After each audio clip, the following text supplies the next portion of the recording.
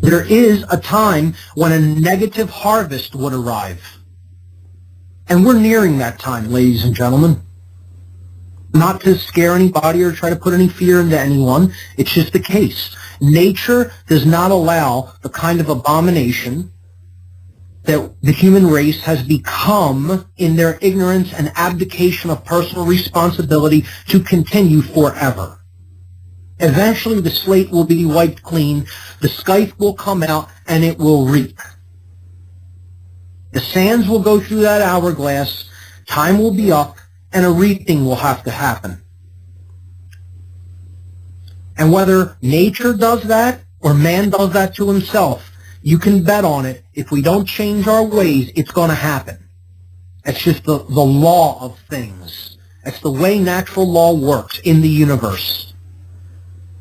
Okay? Aberrations are ultimately really not tolerated once they make things go into a state of disrepair and imbalance for so long. There is a natural cleansing system that is inherent to nature that comes in, annihilates what needs to be annihilated, wipes the slate clean so that there can be new room for growth. Get as upset about it as you want, pound your fists against the wall, pound your fist on the table, cry in your milk, enjoy. That's how it works. That's it. And there's no one who's creating that except us.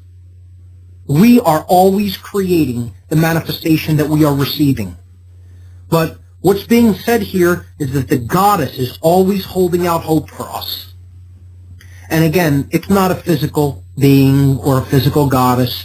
Understand that this is all symbolic, ladies and gentlemen, and not get hung up in literal interpretations like people do with the Bible as well, when it's largely allegorical.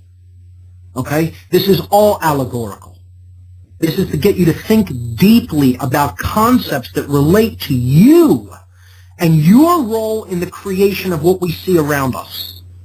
And I know many of the people who listen to this network understand these principles. So I don't want to get too preachy or harpy about it, but for the people who have not thought about these things, it needs to be emphasized and stressed. We are the creators of our collective experience.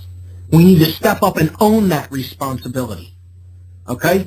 So in image number 7, I simply put a close-up in another interpretation here of the broken column, the broken dove or broken goddess, the goddess that is crumbling, but she's holding the sprig of acacia, and behind her is the angel of death, possibly preparing his negative harvest if it comes to that. Okay, so this is a symbol of time running out.